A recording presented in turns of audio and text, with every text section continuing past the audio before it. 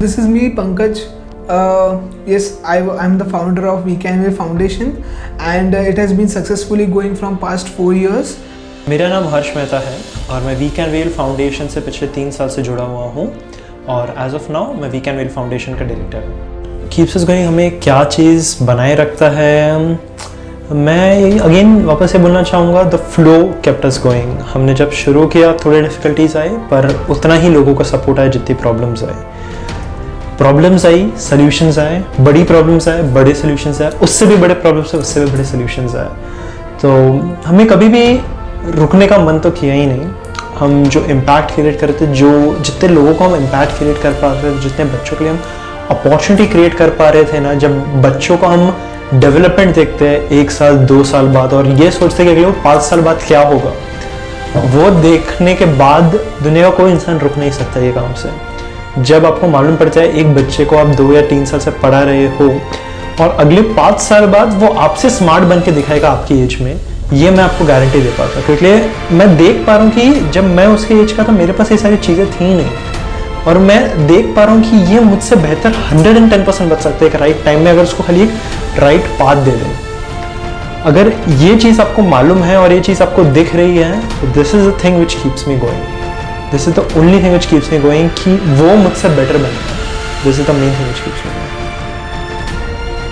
Funds की बात आती है, इनिशियली हमें कभी फंड्स रेज करने की ज़रूरत नहीं पड़ती थी, तो एक छोटे लेवल पे हम करते थे और हम हमेशा वो बनना चाहते थे एनजीओ, वैसे एनजीओ नहीं बनना चाहते जो फंड्स के पीछे जाता है या फिर फंड्स के साथ चलना चाहता है। हम हमेशा हमारे क्वालिटी पर काम पे काफ़ी ज़्यादा फोकस करते थे। तो हमने कभी कोई रूल नहीं रखा कि अगर कोई वॉलंटियर को ज्वाइन करना है तो उसको पैसे देना पड़ेंगे, या फिर किसी को कुछ भी करना है तो उनको पैसे ही देने पड़ेंगे। हमने सारे हमारे ऑप्शंस ओपन रखे। अगर आपको आना है तो आप फूड प्रोवाइड कर सकते हैं, आप इडली प्रोवाइड कर सकते हैं, आप कुछ भी ब्रेकफास्ट प्रोवाइड करना हो, एनी आइटम, पोहा हो गया, उपमा हो गया, आप वो प्रोवाइड कर सकते हैं। ज़रूरी नहीं है कि हर एक चीज़ फंड से चलती है, या फिर बहुत सारे लोग होते हैं इनका हेल्प करने की मदद होती है। फिर हमको बहुत सारे ऐसे डोनर्स मिलते थे जो खुद से घर से खाना बनाकर हमको डोनेट करते थे। तो हमें भी कभी भी फंड्स की ज़रूरत इनडायरेक्टली कभी पड़ती नहीं थी, बट हमें रिसोर्सेज की ऑफकोर्स ज़रूरत पड़ती थी अगर हमको इम्पैक्ट लाना है। तो हम हमेशा हमारे डोनर्स या फिर जितने भी फ्रेंड्स जो हमको पूछते थे, सर आप ये सारी चीज़ें कर रहे हो, आपको किस चीज़ में हम आपकी हेल्प कर सकते हैं, हमको भी आपकी हेल्प करें, तो हम हमेशा यही बोलते थे कि अगर आप कर सकते हो तो हमें रिसोर्सेज दे दो, राइट। फिर सेकंड, जब धीरे धीरे हम बड़े हुए, एनजीओ आगे आए, तो काफ़ी लोग ने और दिल दिखाया और प्यार दिखाया, हमें काफ़ी सपोर्ट मिला लोगों का कि जो इम्पैक्ट हम क्रिएट कर, जो हम काम देख रहे थे, जो लोगों को दिखा, तो बहुत ज़्यादा इम्पैक्ट आया। तो हर एक जन ने धीरे धीरे अपने आप फंड्स देना चालू कर दिया। फंड्स को हमने फिर रिसोर्सेज में कन्वर्ट कर दिया। जैसे बहुत सारे लोग एक चाइल्ड अडॉप्ट करते हैं, हमारा चाइल्ड अडॉप्शन पॉलिसी जो होता है उसमें काफ़ी वो डोनर्स आते हैं, बोलते हैं कि ये बच्चे की सारा एजुकेशन फीस मैं दूंगा अगले 1 साल तक। तो हमने कभी भी फंड्स एज एन फंड्स कभी नहीं लिए, बट हमेशा रिसोर्सेज के लिए हमने फंड्स लिए। कोई भी अगर फूड करना चाहता है तो वो एग्जैक्टली उस फूड के फंड्स देता था।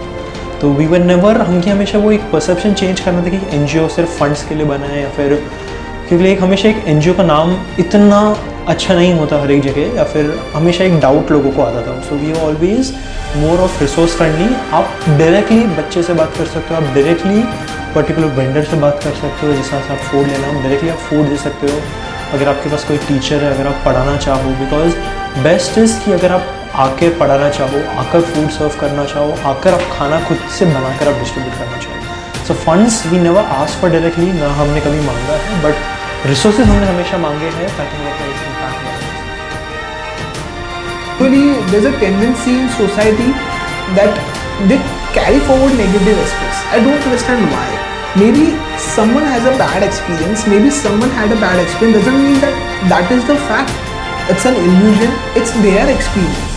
So there is a myth that NGOs utilize funds for making black to white or something. I don't know what they mean, but that is the biggest roadblocks that we faced. And currently the roadblock in Corona that every NGO will be facing is that the source of income has been decreased because of the economic crisis, but demand for the help that is being needed in the society has increased drastically, and for matching it every organization is been struggling a lot.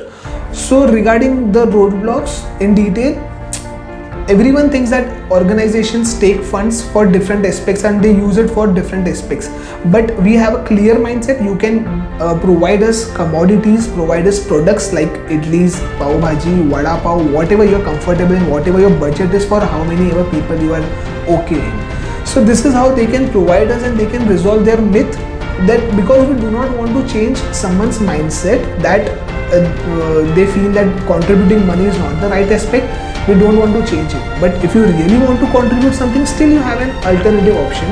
So this is the first thing that we faced. Second thing that we faced is increasing number of people. Like if we carry food for 100 people, and next day when we visit to deliver it, next Sunday we get a count of 130. So the count is been increasing because the need of hunger and need of economic thing is being disturbing each and everyone. Even currently it's been disturbing the higher and middle class.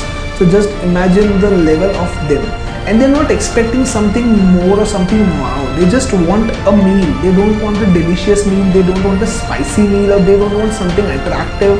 They don't want something admirable. They just want something basic, a vada pav, a 10 rupees vada pav. Trust me, when you deliver it, you understand the importance of it, because the way they treat it, the way they are waiting for it for an hour. When we visit, they know we come at 5, still they are waiting it from 4.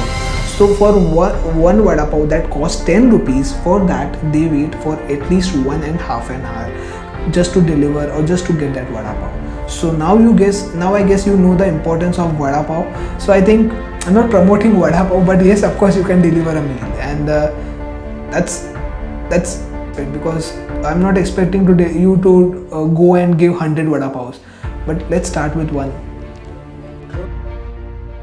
A quote where we state that अगर आप 1 घंटा पूरे हफ्ते में निकाल देते हो, you can change your life. So basically 1 घंटे को भी अगर मैं आपको एलैबोरेट करूँ, सो अगर आप अपना 10 मिनट डेली का निकालते हो और फिर भी आप 7 दिन निकालते हो, तो भी वो 1 घंटे से ज़्यादा होगा.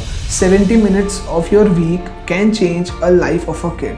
So this is what hits me, and this is how we inspire all the educators to contribute their time. And regarding the work culture, we don't want to disturb, or we don't want anyone to sacrifice anything to contribute their time, but they should enjoy it.